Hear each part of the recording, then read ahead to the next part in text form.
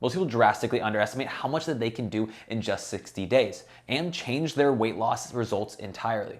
After losing 70 pounds myself and being someone who hated how I looked, looking at myself in the mirror and looking at like the pudginess around my stomach, I wore baggy clothes because I didn't want people to see how I looked or think that I was fat, even though they probably already saw that I was overweight.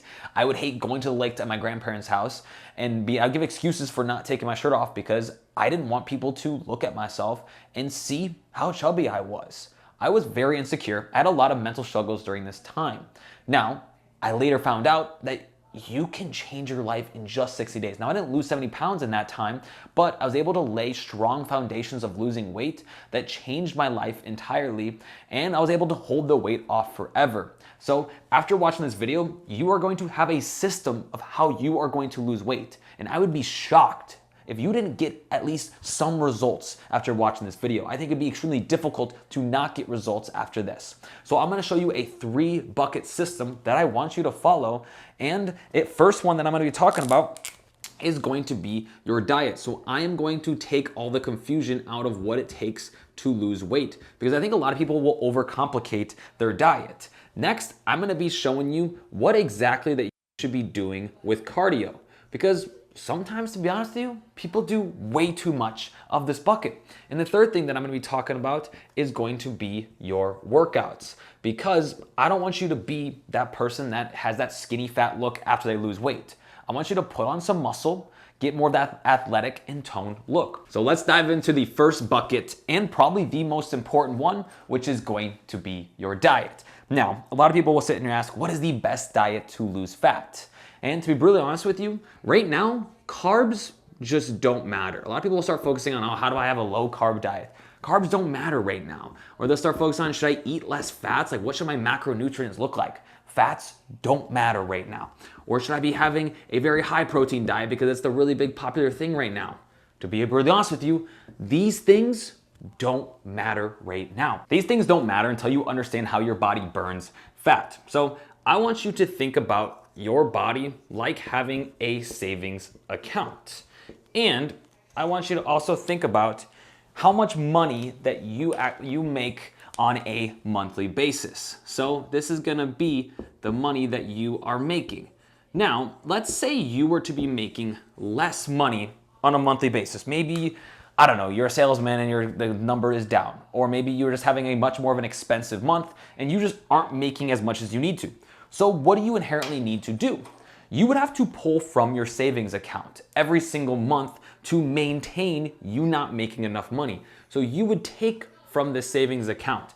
Now, over time, if you were to take money from the savings account, you would just keep on losing less and less money out of here, because you would end up ultimately being in what we just call a deficit. You'd be in a deficit of this. So you'd be taking money out of this. And to be brutally honest with you, fat loss and weight loss works the exact same way as a savings account. You have fat on your body. Now, you also do something such as burning calories every single day. So the way that you burn calories is quite simple. I'm not gonna dive into it too much in this video, but the way that you burn calories is your body burns calories keeping you alive. Your body burns calories digesting food. Your body burns calories just from you going and getting steps or doing fidgeting or moving throughout the day. So little movements, doing chores around the house. And your body burns calories through exercise. But your body burns these calories.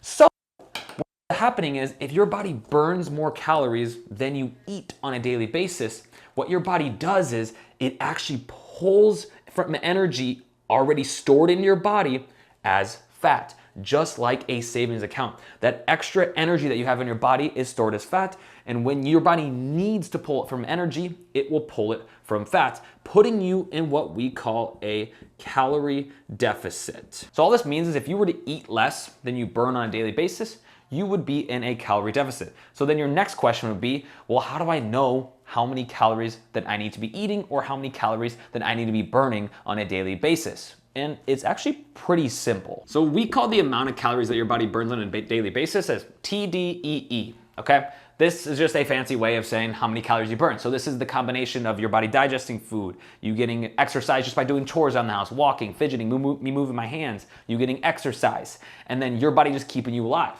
So this is how many calories that you would just burn on a daily basis. Now, this number is going to be different for everyone. This could be different based on your size, typically, how much you weigh. It might even be based a little bit on your gender. Now, how do you know exactly what this number is going to be? An easy way that you can find this is by just using a calorie calculator online. Now, I have made my own free calorie calculator. If you want, you can click the link in the description. I'm gonna be having a 7-day series of where I send you an email over the next 7 days teaching you how to lose weight and get back on track with weight loss. I believe in the third email, it is gonna give you a free calorie calculator that you can use. Okay, so you can take that one by clicking the link free in the description. And what it's gonna do is it's gonna tell you how many calories that you burn on a daily basis, a rough estimate, okay? All these calculators are estimates, but it's a good starting place. And then it's gonna give you a lose fat number. That lose fat number is gonna be the amount of calories that you should be eating every single day. Let's just say, for the sake of this video, that your lose fat number is going to be 1,700 calories that you should be eating every single day, okay? And like I said, you found this number by using a calorie calculator. Now, what do you need to do with this number? All I want you to do from this here on out is you are going to start tracking your calories, because this is gonna tell you exactly how many calories that you are eating on a daily basis. So you're gonna buy a food scale so you can weigh foods out, and then what you're going to do is you are going to download some sort of app. And a lot of people are like, what's the best app for tracking your calories? To be brutally honest with you, pick one that you like. My 2 suggestions is gonna be Macros First, because it is simple, has a free barcode scanner, it's free to use, and it works really well. My second one is gonna be Cronometer. This is another great app that also is a free one to use. I don't like MyFitnessPal just because I don't like that it's not free, but these are 2 great apps that you can be using. Now, you're gonna take that app, you're gonna scan the barcode on food, or you're gonna search foods. They're very simple to use, and you are going to track every single thing that you eat. Now, you would now make sure you're eating 1,700 calories every single day, and this would put you in a calorie deficit. And just like we talked about before, just like your savings account, your body would now start taking energy from your body's body fat, like that stored extra fat, and start slowly over time taking fat off your body. So now that you understand calories and how they work and that you need to be in a calorie deficit to lose weight, let's talk about food quality and the types of foods that you should be eating. Now, I like to think about this like my wedding. My wedding is coming up in about 7 months, and I think that's very easy when I put it into this perspective. So a very important piece to a wedding, and I'm realizing weddings are way more expensive than I thought they were. I know they're expensive going into it, and when you start planning them, you start realizing, dang, it's more expensive than you think. You start going over budget a little bit. But for the wedding, a very important piece to this wedding, a big spending point, is gonna be the venue. This is a piece to the wedding that you need to have. Another big important piece to a wedding is gonna be DJ. You obviously want music because there's a lot of important parts about a wedding that are going to involve music. And then the next thing that you would get is you are going to be getting catering at a wedding. So food is another massive part, catering / alcohol in there, right? If I were to get rid of one of these out of my wedding, if I cut one of these out, I'm missing a big chunk of what a wedding really is. And it would be really weird if I were to cut one of these out. Now, a lot of people actually do this with their diet. They will take something like carbs, fats, and protein. So the 3 big macronutrients. And what they will do is they will take one of these out of their diet. Be like, I shouldn't be having carbs and that's how I'm gonna lose weight. Or they've been taught that they need to get rid of fats.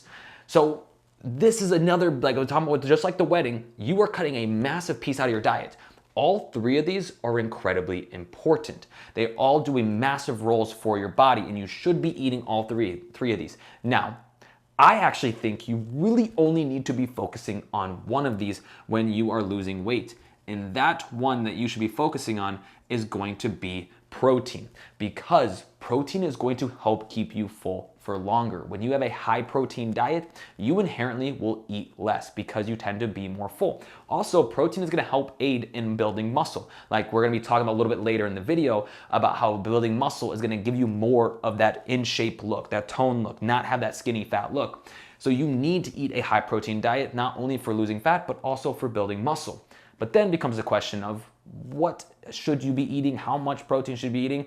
All I want you to do is you are now going to take your goal body weight. All you're gonna do is you're gonna time it by 0.8. And that's gonna give you the amount of grams to eat in protein every single day.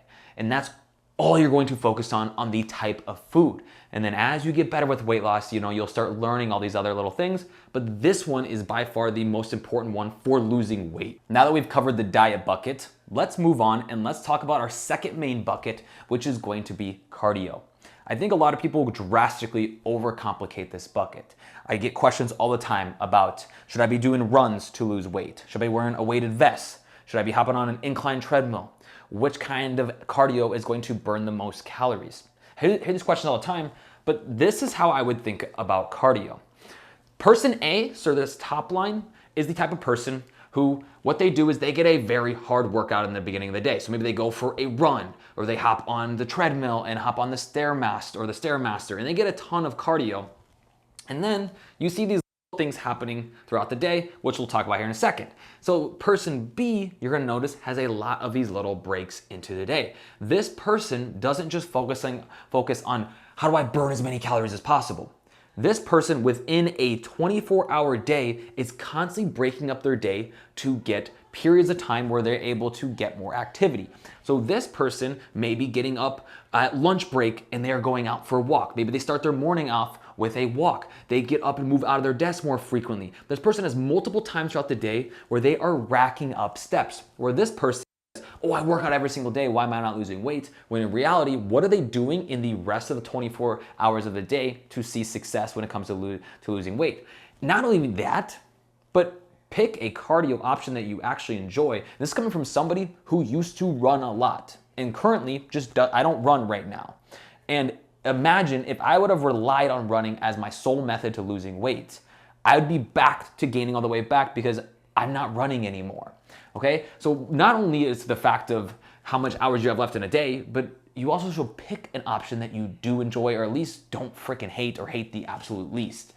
Now, this person, like I said, they're the person who's working out so many times in a day, or they work out every single day, but then they do nothing the rest of the day. So what I would recommend that you start doing is I want you to set some sort of step goal instead of focusing on what is the best cardio to do for burning calories. Pick one that you enjoy. Now, you're just gonna set a step goal to achieve that. A lot of people are gonna say, oh, just get 10,000 steps every single day. That's what you should be doing. Do 15,000 steps, do 20,000. People get crazier and crazier nowadays. But here's the reality. You need it to be something that you can actually stick to. So what I want you to do is you're gonna look at your watch, you're gonna look at the health app on your phone, you're gonna see what you actually average on a daily basis. If you don't know, you can guess a little bit, okay? From there, all you are going to do is you are going to add 2,000 steps to that number. Why? Because this is achievable. If you can hit this number consistently for 2 weeks, then feel free to bump up your step goal more. But now you are going to have something that you can strive for every single day, and you want to be able to break up steps throughout the day instead of sitting there burning yourself out once a day. And so now that you understand, you're probably drastically overcomplicating your cardio, and when in reality, hitting a step goal is one of the best things you can do. Let's move on now to your workouts. So I like to think about workouts as me taking my salsa dancing classes. Just recently, just last week, we started taking a salsa dance class every single Saturday. I've been wanting to learn salsa dancing for a while now, but with our wedding coming up, it's kind of pushed me to actually start being like, okay, let's actually hop in and start taking classes.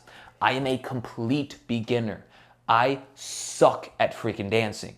I have no rhythm. I have no musical talent at all. I know nothing. I'm literally as beginner as it gets. I might as well just be a toddler when it comes to dancing.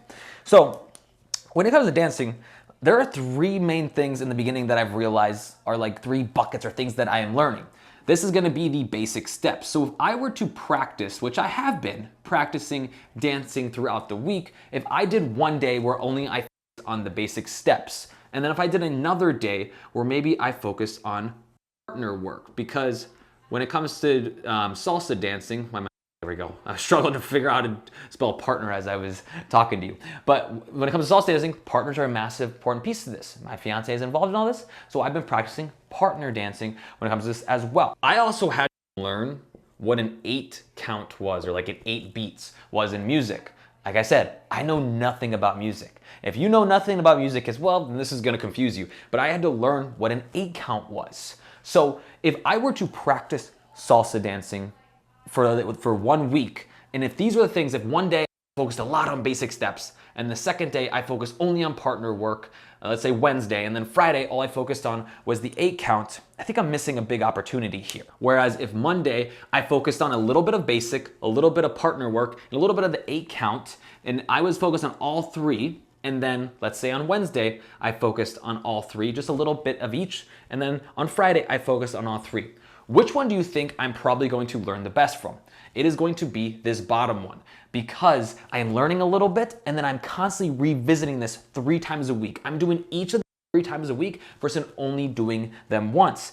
And this is a big problem that a lot of people end up doing when it comes to their workouts, is on Monday they do maybe a back and biceps day, we'll say. And then on a Tuesday, maybe they do a push day. So that's going to be like their quads they end up focusing on. And then on a Wednesday, they focus on hitting their shoulders. And then on a Thursday, maybe you focus on your hamstrings. And then on a Friday, maybe you end up focusing on your arms and your core. And I don't know if you realize this, but are you seeing a common theme here? You are only doing one muscle group each day. Whereas if instead of you doing 1 each day and you did 3 days, just like my salsa practice here, you did 3 days throughout the week, and what you did was you did full body workout on each of these days. What would happen? I would give my body, I would hit that workout on Monday, and then I would have a day to recover. And then I would hit that workout on Wednesday, I would have another day to recover it, and I'd hit that workout on Friday, and then I'd have 2 days to recover. So I would hit all the muscle groups 3 times a week, still allowing my body to recover versus hitting them once a week. So what I want you to start doing is, I want you to get 2 to 3 full body workouts in each week, strength training workouts, doing upper body, lower body, and core all in a workout. And if you have no clue what to do, like I said, click the link in the description, that 7-day email sequence I'm gonna be sending you over the next 7 days, where I send a new email every single day. I'm going to also include an email with free workouts in there as well. I don't remember what day exactly it is, but I'm gonna be having free workouts within that sequence. So make sure to access that by clicking the link in the description. You literally are giving you all the tools that you need to lose weight and get lean over the next 60 days. But I want you to hit 3 full body workouts, or 2, like I said. How long should these workouts be would be probably your next question. Now, to me, it doesn't matter. It needs to be a time that you can stay consistent to. Obviously, you should not be spending 2 hours in a gym, but what it should be is anywhere from like 30 minutes to 60 minutes every day, or maybe even like 75 minutes if you can. Or even if you know that you are better off doing 3 20-minute workouts, that matters way more to me than you doing 1 60-minute workout. You are gonna get so much more out of 3 20-minute than 1 60-minute. So once again, if you want a step-by-step way to lose weight over the next 7 days, I'm sending you a new email of what you should be doing each day to start weight loss. So it's gonna be an easy, actionable thing for you to do. So over time, you can compound these habits. Click the link in the description, completely free. Now, when it comes to this whole weight loss journey, you are going to have several moments where you see the scale spike up from maybe you going out to eat and you don't understand what's going on, or you can't figure out why you dropped the scale one day and you lost a pound or 2 and then it spikes back up and you just can't for the life of you hold the weight off. Well, then I recommend you watch this next video here where I teach you to understand what water weight is, because if you don't understand water weight, then you probably don't understand weight loss.